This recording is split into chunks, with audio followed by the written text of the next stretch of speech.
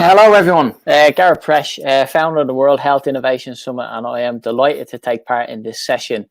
I'm going to be talking about SDG3, Good Health and Wellbeing, and hopefully I can share my screen and I'll be able to give you a bit of a presentation about our work, particularly implementing SDG3 Good Health and Wellbeing in cities around the world.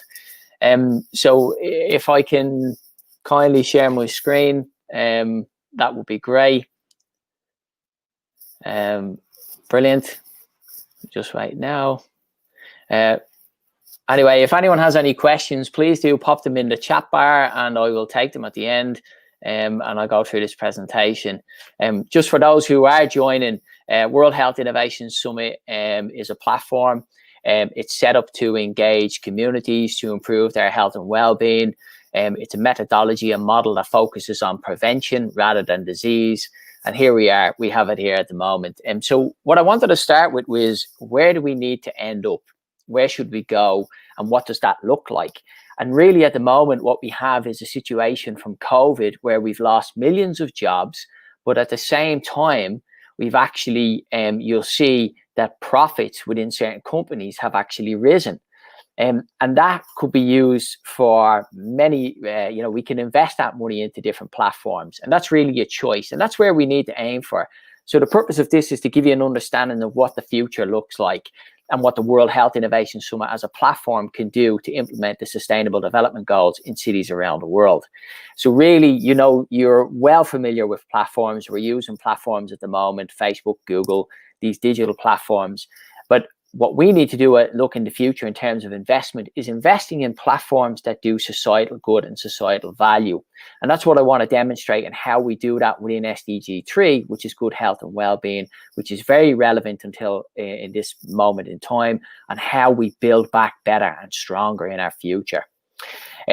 So if we look at in terms of what the WIS methodology look like, we have a platform which we engage children, which is WIS Kids, looking at mental health and well-being. Then we have WIS at Work, which is stress management in the workplace. WIS Seniors, which looks at falls prevention, loneliness and quality of life.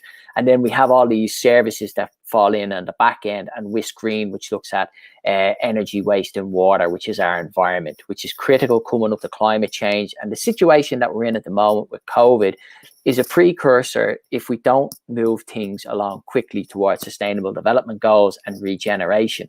So this methodology that I'm showing to you as well has been prototyped in the UK, and we're scaling this through the UNGSII Foundation in 25 cities around the world. We're also working with UN Habitat and other partners in terms of implementing this, and Africa will play a key role in this work, because that's what we're doing at the moment. We're engaging with the African Union. I'll talk a little bit more about our work with the Vatican COVID Commission, and that will give you a good insight into how we actually implement the goals. So focusing on SDG3 and the platform and what we do and around COVID, our current model is set up around disease management. You're well aware of this, which is all around sickness. Our model is focused on a salutogenic approach, which is health. And that's what health is all about. It's promoting good health and well-being. That's where we create the value. That's where we bring the investment into new ways of working so that we can keep people fit and well and healthy. That's the whole objective here. Collaboration is key. Partnership for the goals, SDG 17. You'll see some of our partners there that we're working with. World Health Organization, for example. We're doing some arts exhibitions next week. We'll launch an initiative at the WHO UN headquarters in Geneva. Arts for SDGs, for example. These are new initiatives that we're engaged in that will promote health and well-being using the arts. Very important at this stage that we get creative. And the arts is an opportunity for us to reach mass numbers of people across the world. That's what we intend to do, to promote health and well-being.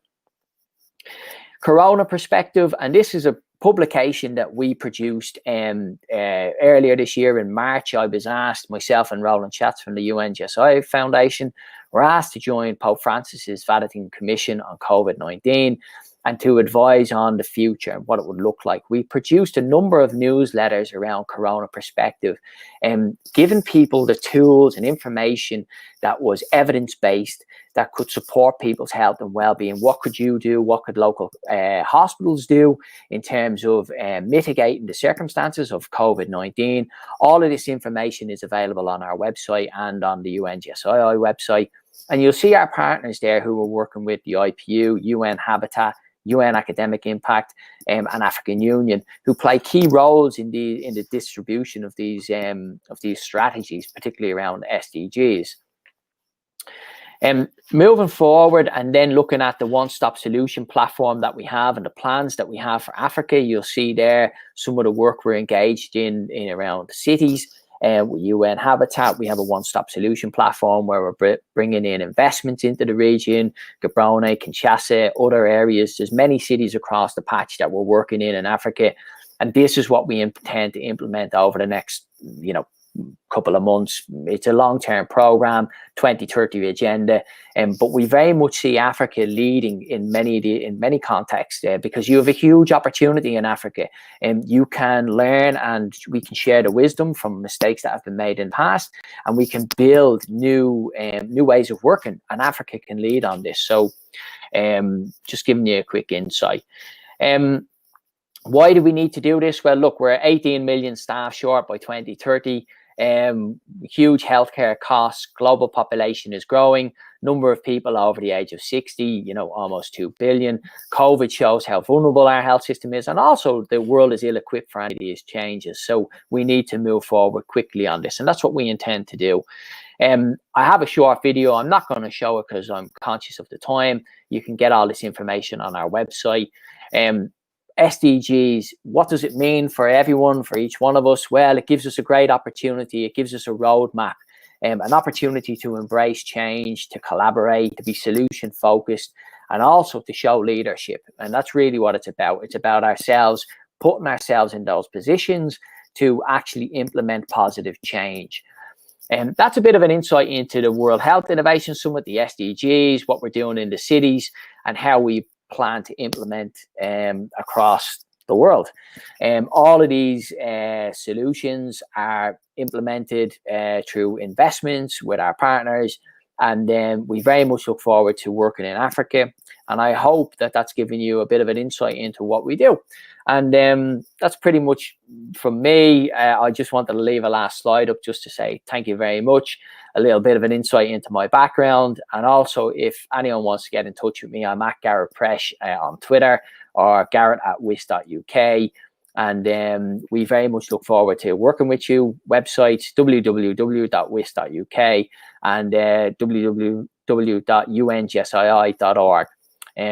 That's probably enough from me. I hope I've given you a good insight into what the World Health Innovation Summit is doing as a platform, as a future platform, as a sustainable platform, and also give you an opportunity, an insight into the opportunities that we have in Africa to implement sustainable development goals across the cities with your support. It's very important to understand that we have to work together as a global team, and we're very much looking forward to doing that. If you have any questions, please do get in touch with myself or any members of our team. And that's probably enough from me. So I will say to everyone, thank you very much for your time. And I look forward to meeting everyone in person just in the future. So if there's any questions, I'm happy to take them, but I think my time is up.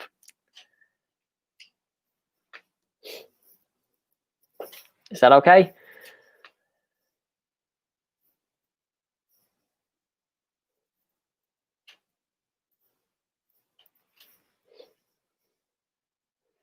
I think I'll continue on anyway, but if people need any other information, you can check out the Vatican Commission on